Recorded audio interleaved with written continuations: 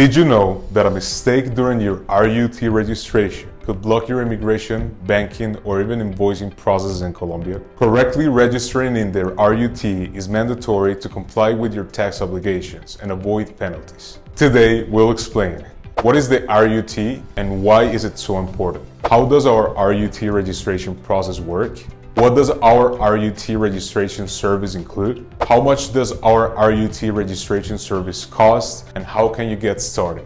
What is the RUT and why is it so important? The RUT, or Single Tax Registry, is the document that identifies every individual or company before the DIAN in Colombia. Incorrect registration can negatively impact your immigration, banking, or tax procedures and expose you to penalties. How does our RUT registration process work?